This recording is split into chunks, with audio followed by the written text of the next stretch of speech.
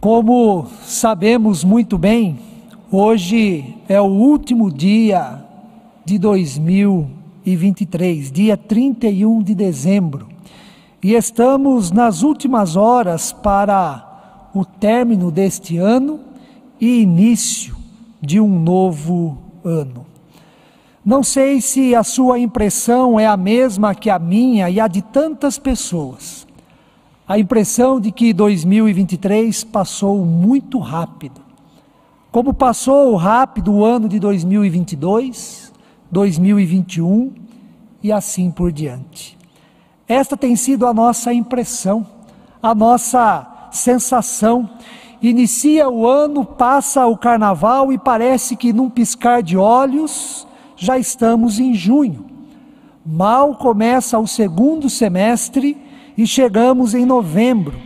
E quando entra o mês de dezembro, em meio às correrias, já estamos no Natal, celebramos o Natal e agora o final do ano. Esta sensação não é nova, irmãos e irmãs. Davi, em 2 momentos distintos no livro dos Salmos, afirmou: porque tudo passa rapidamente e nós voamos, Salmo 90, versículo 10. E afirmou também: o homem é como um sopro, os seus dias como a sombra que passa. E considerando as circunstâncias até um certo momento da sua vida, Jó teve esta mesma sensação, esta mesma impressão, mas com uma triste conclusão. Escute bem as palavras, o testemunho pessoal de Jó até certo momento da sua vida. Capítulo 9, versículo 25. Os meus dias foram mais velozes do que um corredor. Fugiram e não viram a felicidade. Em meio à sensação de que o tempo passa rapidamente, fato é que hoje é o último dia do ano de 2023, como já afirmamos. E todos nós já planejamos e sabemos como vamos passar a virada do ano, onde estaremos, com quem estaremos. Mas uma questão que merece a nossa atenção também neste momento é: como vamos viver 2024? Como vamos viver 2024? O que vamos estabelecer como base das nossas decisões e atitudes? Como será a nossa vida? Quais serão as nossas prioridades? A nossa maneira de ser nos próximos 366 dias? Já que 2024 é um ano bissexto.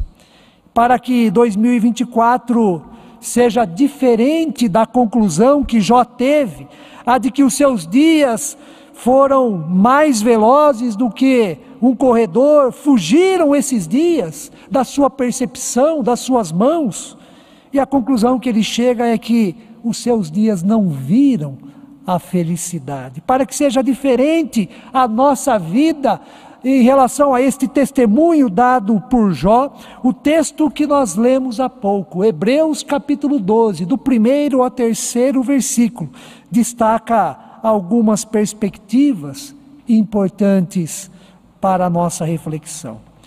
É um texto que tem como referência uma corrida.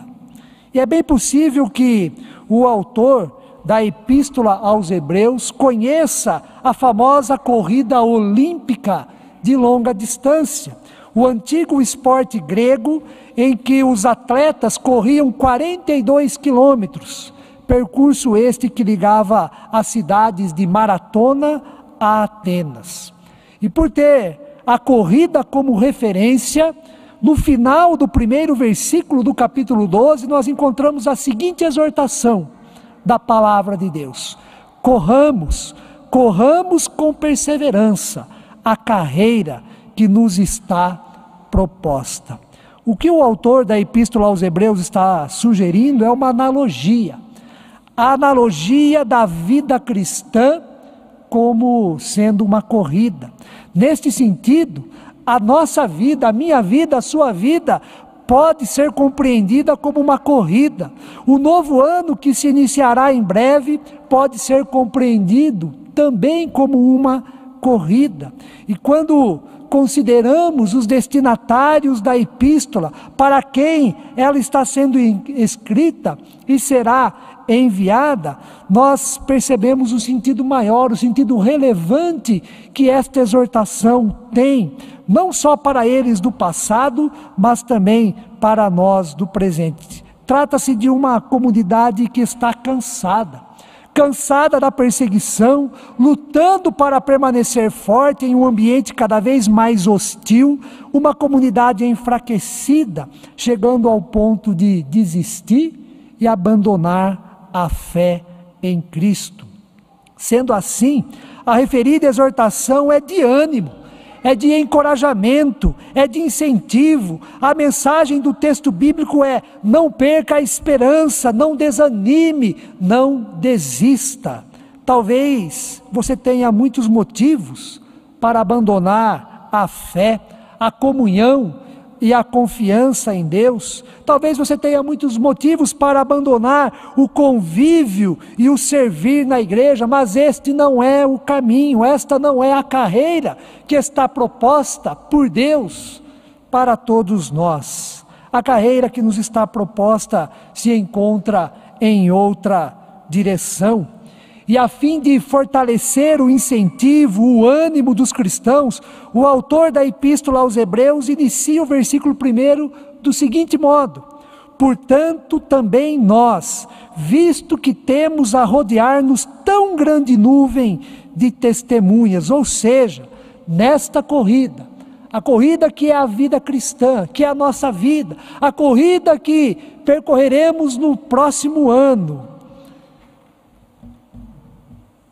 significa que nós não corremos sozinhos, nós não estamos sozinhos. As lutas, o desânimo, a decepção foram sentidas por muitas e muitas pessoas, assim como nós. A grande nuvem de testemunhas ao nosso redor se refere a Abel, a Enoque, a Noé, a Abraão, a Sara, a Jacó, a Moisés, a Raabe, a Gideão, a Samuel, a Davi. Se refere aos profetas e tantos outros homens e mulheres citados no famoso capítulo 11 de Hebreus. São homens e mulheres tementes a Deus, homens e mulheres que passaram por dificuldades, tiveram as suas provações, desanimaram na caminhada da vida, na caminhada com Deus. No entanto, foram perseverantes nas promessas de Deus, a ponto de serem reconhecidos e reconhecidas como heróis, como heroínas, quando o assunto é a fé em Deus. Diferente de uma corrida tradicional, a grande nuvem de testemunhas não é composta de meros espectadores. Não são pessoas que sentam numa arquibancada e apenas olham, assistem, torcem ou contemplam a nossa corrida. Na verdade, a grande nuvem de testemunhas é fonte de inspiração para todos nós. São grandes exemplos de vida com Deus, de confiança em Deus, de perseverança na fé. Com isto, o autor de Hebreus nos ensina que a corrida que todos nós estamos envolvidos, a corrida que é a minha, a corrida que é a sua, tem como base, deve ter como base a fé em Deus. Ela não acontece de forma isolada, de maneira individualista, não corremos sozinhos. Esta corrida tem fundamentos, esta corrida tem história, tem belíssimas testemunhas, tem milhares de homens e mulheres que nos antecederam e que em meio às dificuldades, em meio às decepções e provações, mantiveram-se firmes na fé mediante as promessas de Deus. Para corrermos bem a carreira que nos está proposta, duas atitudes, duas orientações são importantes. as quais extraímos do texto da palavra de Deus que lemos. A primeira é, diz o autor da Epístola aos Hebreus, desembaraçando-nos de todo peso e do pecado que tenazmente nos assedia. É preciso, irmãos e irmãs, que nos desembaracemos de todo peso, pois o peso atrapalha a nossa vida, deixa a corrida mais lenta, mais difícil. O peso nos deixa mais cansados, esgota facilmente a nossa energia, torna a vida enfadonha. Tudo fica mais difícil quando insistimos em carregar e manter o peso em nossos ombros. É preciso também que nos desembaracemos do pecado que tenazmente nos assedia. Eu não quero ser moralista, mas se estamos envolvidos em algo que é errado, algo que a nossa própria consciência nos acusa, nos mostra que não é certo, digno e honesto, devemos lançar fora, sair do embaraço que ele provoca em nós. Peso e pecado aqui significam tudo aquilo que causa confusão, que atrapalha, que bagunça a nossa vida, que tira a harmonia e a paz do nosso coração. Peso e pecado significam tudo aquilo que impede o progresso da nossa fé cristã, que impede a nossa caminhada diante de Deus, daquilo que é a proposta de Deus para a nossa vida. Peso e pecado é tudo aquilo que impede que nós possamos dar passos adiante no que diz respeito à vontade de Deus para a vida de todos nós. Nesse sentido, irmãos e irmãs, qual é o peso na sua vida que você teima em carregar e que atrapalha a sua fé? Que atrapalha a sua consagração, a sua devoção, a sua entrega, o seu envolvimento na vontade de Deus? Qual é o pecado que tenazmente assedia você? Não o sustente, nem o peso, nem o pecado em 2024. Comece agora, hoje, a se libertar deles. Procure se desembaraçar de tudo isto, como nos diz o texto da palavra de Deus. Talvez, para que desembaracemos do peso e do pecado, tenhamos que abandonar algumas amizades que mais prejudicam do que ajudam. Ou então, um vício. Pode ser a busca desenfreada pelo dinheiro, a entrega ilimitada que leva à adoração ao trabalho, onde o trabalho se transforma num ídolo e caímos assim na idolatria.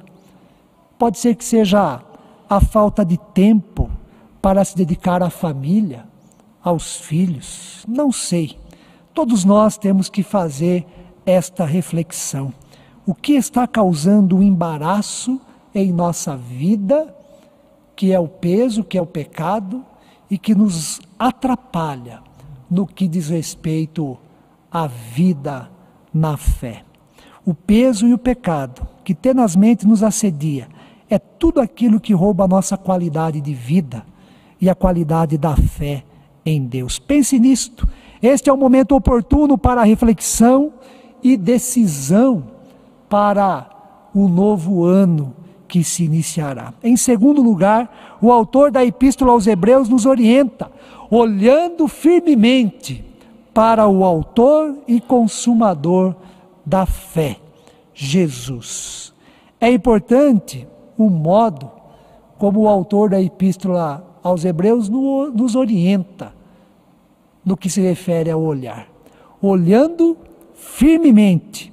Não se trata de um olhar vacilante, um olhar esporádico, um olhar que fraqueja, que se perde ou que se distrai facilmente. A orientação é olhar firmemente para o autor e consumador da fé, Jesus. Neste sentido, novamente, irmãos e irmãs, onde está o seu olhar para 2024? Em que alvo? Em qual direção os seus olhos estão voltados? Existe uma expressão muito conhecida de todos nós que é a seguinte: os olhos são o espelho da alma. E esta expressão nos mostra que há uma relação intrínseca entre os olhos e a alma. Tudo aquilo que olhamos afeta a nossa alma, condiciona a nossa alma. Tudo aquilo que nós olhamos afeta o nosso interior, o que nós somos por dentro. Nesta perspectiva, quando você olha para a sua família, o que você vê? Quando você olha para você mesmo, o que você encontra dentro de si? Quando olhamos para a realidade do nosso país, vemos muitas coisas boas e gratificantes, e nisto temos que dar glórias a Deus. Mas, infelizmente, vemos também muitas coisas ruins, tais como a injustiça, a pobreza, a violência, a desigualdade, a corrupção e a sensação de insegurança. Ao voltarmos os nossos olhos para a realidade do mundo, não é diferente. Vemos muitas coisas boas, bonitas e maravilhosas, e nisto devemos dar glórias a Deus. Mas também, quando olhamos para a realidade do mundo, infelizmente nos deparamos com guerras, competições desleais, injustiça, insensibilidade, morte, a fome que está em muitos lugares. O autor da Epístola aos Hebreus nos orienta e nos exorta a olharmos firmemente para Jesus, o autor e o consumador da fé. Ele é o modelo supremo, é quem pode nos ajudar em todas as circunstâncias. Ele é quem nos sustenta e ao nos ajudar na corrida, que por sinal muitas vezes não é fácil, Ele está ao nosso lado, Ele abre portas.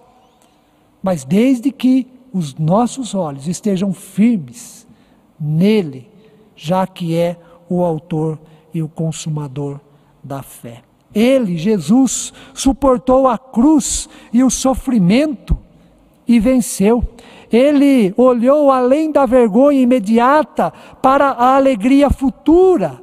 Agora ele está gloriosamente assentado à destra do trono de Deus, de onde nos vê e de onde estende a sua mão para nos ajudar.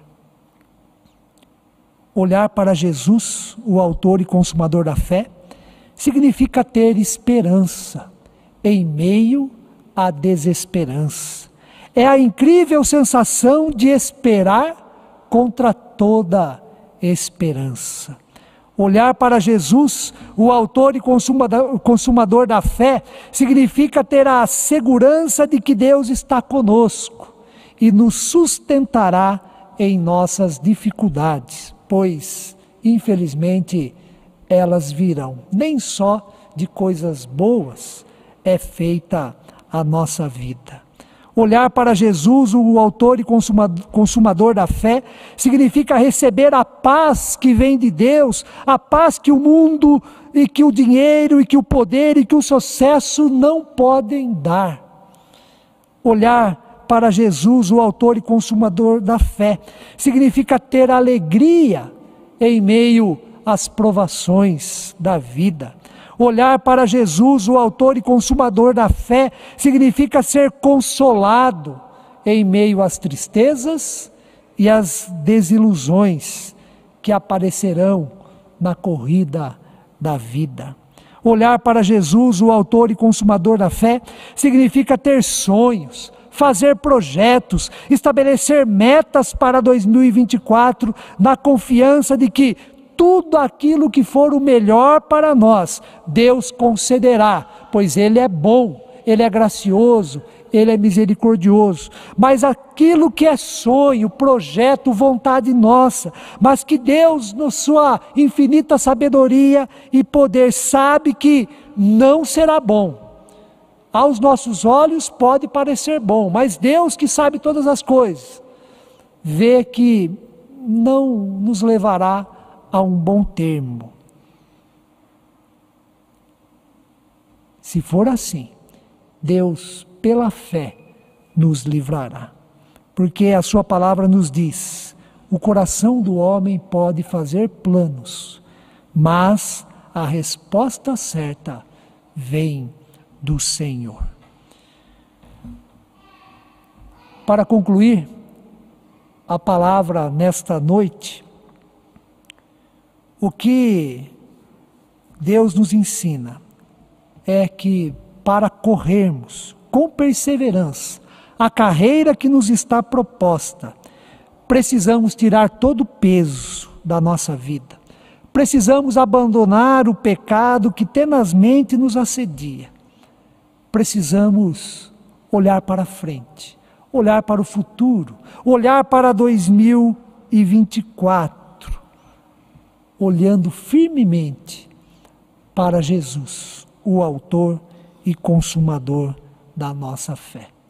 Que Deus assim nos abençoe e que tenhamos um 2024 abençoado. Que Deus continue nos abençoando para que tenhamos um ano de gratidão, de alegria, de glórias a Ele e ao seu Filho, que é o autor e consumador da fé.